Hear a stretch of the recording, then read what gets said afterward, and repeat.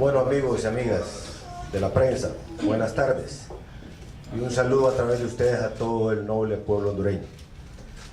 Quisiera dividir, si me permiten, esta comparecencia en dos momentos. Una tiene que ver con la nueva administración que vamos a asumir y dos, la conferencia bajo los parámetros que siempre le hemos conocido. Entonces, si me permiten, en esta primera parte quisiera presentarles al nuevo equipo que va a dirigir la Secretaría de Agricultura a partir del 27 de enero, pero vamos a comenzar a trabajar formalmente a partir de hoy en un proceso de transición. Pero son personas que han venido trabajando durante toda una vida en el sector agroalimentario del país, con un liderazgo muy claro en el sector, y quiero presentarles al ciudadano Santiago Ruiz Cabús, quien será el próximo ministro de Agricultura y Ganadería. Realmente para mí es una distinción como ciudadano que me toca servirle al país, que Santiago haya tomado la decisión de acompañarme. Está dejando sus actividades privadas en diferentes ámbitos y sé que es un sacrificio para él y su familia. Así es de que también a su familia yo quiero a la distancia agradecerle por su confianza. Quiero también decirles que es un líder del sector privado hondureño, ustedes saben que fue presidente del COEP. Pero en el tema particular del agro, hemos venido trabajando, él como representante del sector privado, todo este tiempo atrás, y no me cabe la menor duda que compartimos el sueño de que en este país, de los tres principales sectores que van a mantener creciendo la economía hondureña, generando empleo en la ciudad y en el campo, y generando también ganancias que se quedan en el país, es el agro. El agro, el turismo, que se complementan, pero también la construcción de vivienda. Tenemos claridad de lo que hay que hacer y ya hemos construido las bases. Así es de que yo quiero agradecerle nuevamente a Santiago por esa distinción que me da de acompañarme en esta nueva etapa.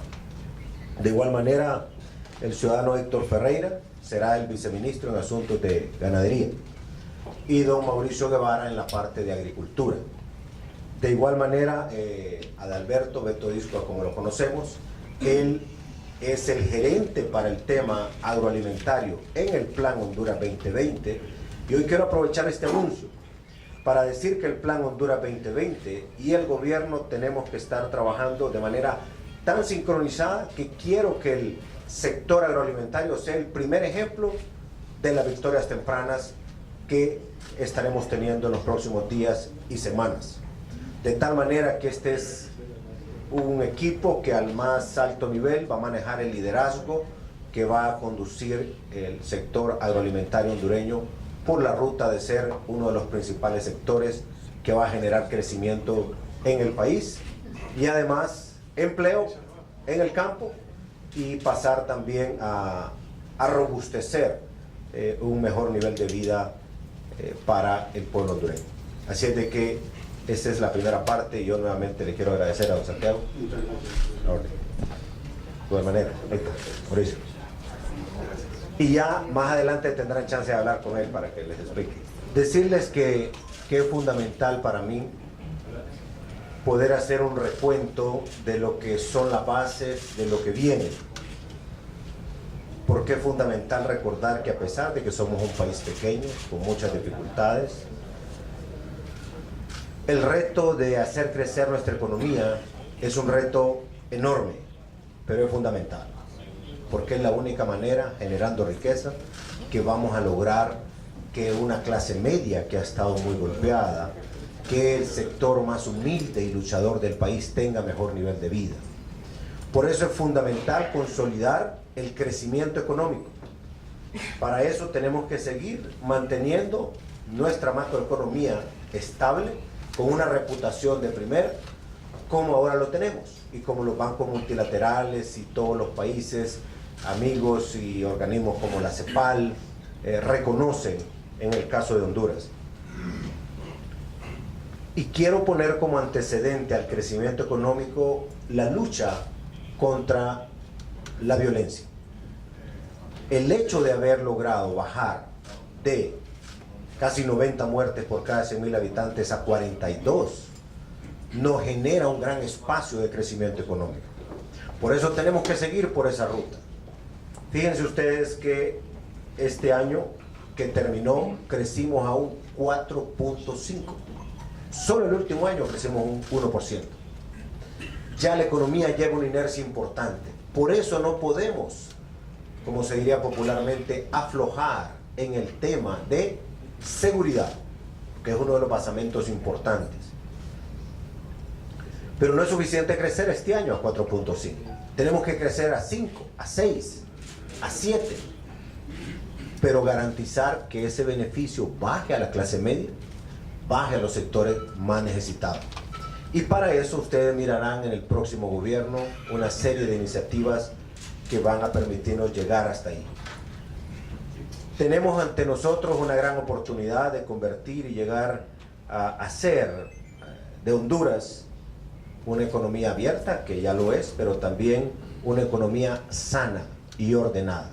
Fíjense que esto es como cuando uno va donde el médico y le dice, ¿cómo tiene la presión? Le vamos a hacer estos exámenes de sangre y todo lo demás. Y cuando usted tiene sus niveles aceptables, usted sabe que las probabilidades de una vida saludable de mediano y largo plazo son altas. Pero si usted se descuida y la presión se le dispara, o el colesterol, o los triglicéridos, cualquier otra cosa, algo no está bien, y lo que indica es que pronto puede ocurrir una emergencia. Así son las economías. Por eso es fundamental mantener la disciplina. En ese sentido, como parte del complemento de lo que hemos venido haciendo, también es fundamental la construcción de un sistema de infraestructura de primera. Yo quiero decirles a ustedes que el avance que tenemos en puertos, en aeropuertos, tanto internacionales como de mediano tamaño o locales, y de igual manera en el caso de las autopistas, de las carreteras, ya llevamos casi un 70% construido y con financiamiento. Pero en estos próximos 4 años tenemos que terminar de construir toda esa infraestructura. Carretera a Danlí y de Danlí a la frontera con Nicaragua es prioridad número 1. Ya no solamente tenemos los estudios, sino también el financiamiento. Luego de Ceiba, de Tela a Ceiba y de Ceiba a Trujillo, y de ser posible a Cico y Paulaya, un valle con un potencial extraordinario. Tenemos que hacerlo. El tema de Puerto de Castilla, igual, de Amapala igual, pero mientras tanto en el Pacífico, la repotenciación de San Lorenzo. De igual manera, las otras infraestructuras que hacen falta, y un sistema aduanero de última generación. Eso como plataforma que nos va a conectar con el resto de Centroamérica, y vamos a llevar en paralelo la unión aduanera. Para eso también tenemos que homologar algunos temas de orden tributario, que no significa aumentar, sino significa revisar. Quiero dejarlo claro. Luego, también tenemos que seguir siendo un país hostil ante la criminalidad organizada.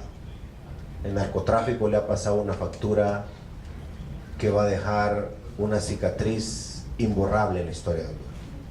Nunca como en esta década y media hemos perdido tantos hondureños. Y en ese sentido no podemos soltar ese tema y seguir de frente. También eso significa una lucha fuerte por un estado de justicia, protección de derechos humanos y una lucha constante contra la impunidad. De igual manera, seguimos de frente en la lucha contra la corrupción, de la mano con todas las instituciones nacionales y también extranjeras, y quiero rescatar siempre el acompañamiento de la misión de la OEA, de la MASI, que ha venido haciendo un trabajo en esa ruta y seguirá haciéndolo en conjunto con las autoridades hondureñas. Seguiremos también impulsando Vida Mejor, nada más que de manera que nos permita llegar a más lugares, a más personas y con mayor número de intervenciones. Porque para sacar de la pobreza en términos multidimensionales a una familia de extrema pobreza, no es suficiente el ingreso, no es suficiente su casa en mejores condiciones, es necesario agua potable, es necesario educación, es necesario formación de cómo, o educación de cómo tratar el medio ambiente. O sea que vamos hacia una medición de pobreza multidimensional, porque de poco sirve tener dinero en la bolsa si no se sabe cómo utilizarlo para vivir en mejores condiciones. En ese sentido, seguimos avanzando y ahora quiero también rápidamente hablarles del diálogo. Ustedes saben que estimulamos el diálogo. Hay varios sectores trabajando. He estado también en conversación directa con partidos políticos que han venido aquí, con otros, tal vez no han venido aquí, y lo hemos hecho directamente, y otros de manera indirecta, pero creo que ya se va generando ese espacio de crear una junta de convocantes, que ha sido una propuesta de diferentes sectores de la sociedad civil, y quiero destacar aquí la participación de la conferencia episcopal, que se ha incorporado últimamente de manera muy activa, reconociendo que también la confraternidad y otros sectores de sociedad civil, productivos, el COEP, obreros, han estado trabajando ya. En ese sentido, hay dos grandes temas o temáticas en el diálogo. Uno, que a los políticos les interesa mucho, de corto plazo, es el tema de la reforma política o la reforma del sistema electoral. Estamos de acuerdo. Pero me parece que esa debe ser una discusión de los políticos, pero también del resto de los sectores. Es mi opinión personal. En ese sentido, quiero decirles que por muy atrevida que sea una propuesta, nuestro partido ha tomado una decisión de no decirle que no a nada, más que ayudar a canalizarlo a la mesa para que allá también se discuta. Hemos creído que es importante tomar en cuenta lo que decía la Pastoral Social Cáritas cuando propuso la Junta de Convocantes.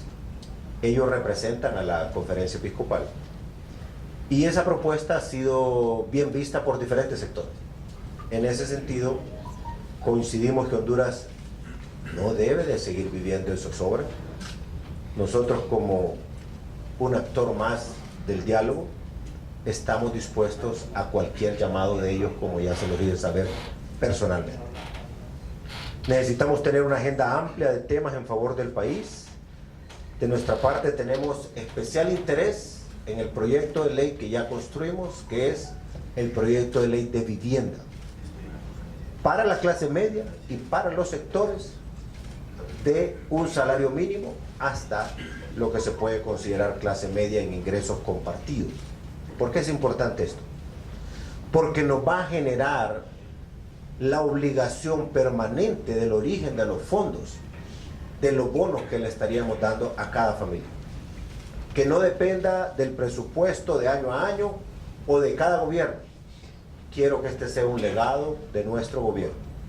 Que todo el que quiera tener acceso a su casa y esté entre un salario mínimo y hasta 6, tenga la oportunidad de dinero adicional de parte del Estado para poder cristalizar su sueño. De igual manera, la ley de acceso al crédito, que pronto lo estarán conociendo. La ley de seguridad social y la ley del nuevo sistema regulatorio de salud. Estas últimas dos tienen que ver con la gran reforma de seguridad social, entre otras. Y aquí, en este marco del diálogo, creo que estos temas deben de conversarse ahí también, para darle sostenibilidad en el tiempo, como el plan de cara al año 2030 que queremos construir con la Alianza Global para la Educación. No hay manera que solamente en un gobierno de 4 años resolvamos ese tema. Los que vengan después de este gobierno, quien elija el pueblo hondureño, va a tener que seguir esa ruta si logramos que el diálogo abrace esta reforma. Y hablando del diálogo, yo quiero destacar las palabras también del presidente de la Conferencia Episcopal, Ángel Garachana, Monseñor Ángel Garachana, donde dice, abro comillas, la fe en Jesucristo nos motiva a trabajar por la paz, trabajar por la justicia, trabajar por los pobres y el desarrollo en general de todas las personas.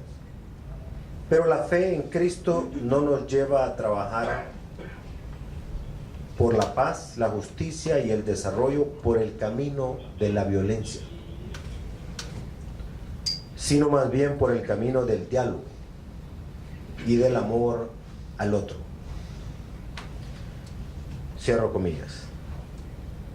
Mi llamado nuevamente a que entendamos, no recuerdo yo en la historia casos emblemáticos de sociedades que recurrieron a la violencia y que les fue 100% bien.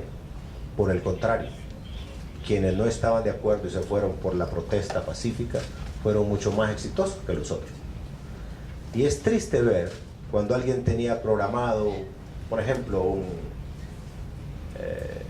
una persona que atiende en un restaurante, además de su salario, lo que podía generar en propinas, durante diciembre, enero, iba a resolver buena parte de sus necesidades. No pudo,